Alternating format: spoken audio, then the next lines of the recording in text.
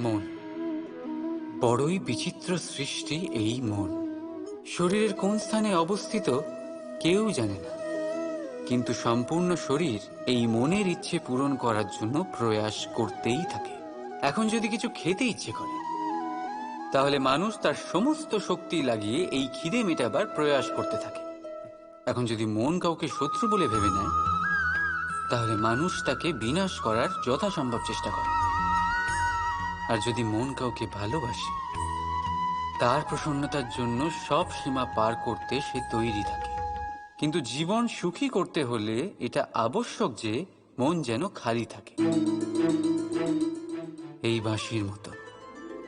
ভেতরে কিচ্ছু নেই, না সুর আছে না তাল, তবেই ফুঁ দিলে স্বর বেরোয় এর থেকে।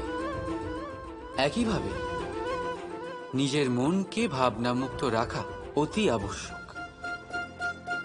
মনে রাখবেন,